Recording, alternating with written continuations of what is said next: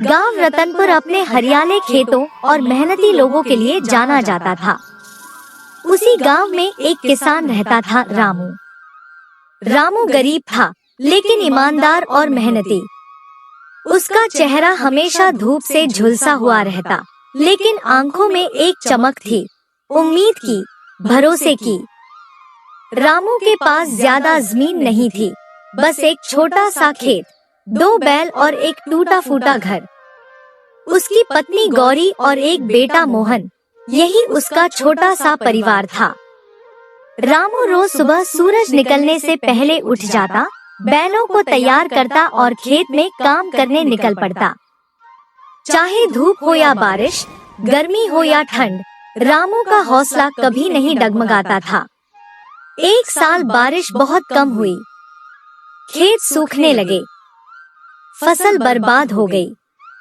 गांव के कई किसान कर्ज में डूब गए, कुछ ने तो अपनी जमीन तक बेच दी।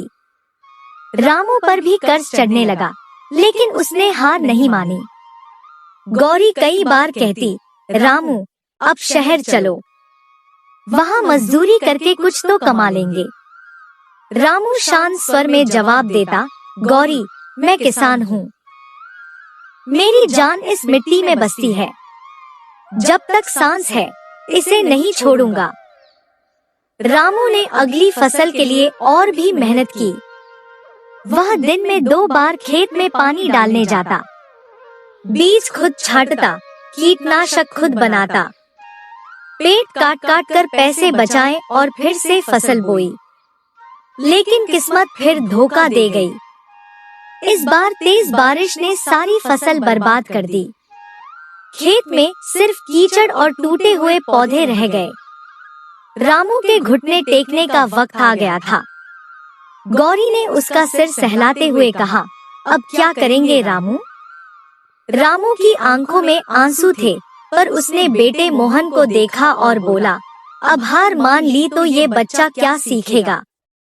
मेहनत का मतलब ही है बार बार गिरकर भी उठना। एक दिन गांव में कृषि विभाग की तरफ से एक अधिकारी आया। वह किसानों को आधुनिक खेती के तरीकों के बारे में जानकारी दे रहा था। रामू ने पूरे ध्यान से उसकी बातें सुनी। जैविक खेती, ड्रिप इरिगेशन, मौसम की जानकारी, मोबाइल से मंडी के भाव देखना। रामू ने ठान लिया कि अब वह पुराने तरीके छोड़कर कुछ नया सीखेगा।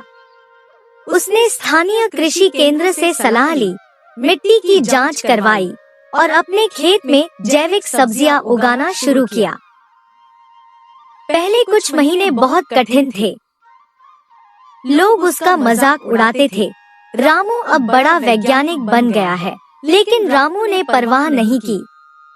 धीरे धीरे उसके खेत में ताजी हरी भरी सब्जियां लहलहाने लगी।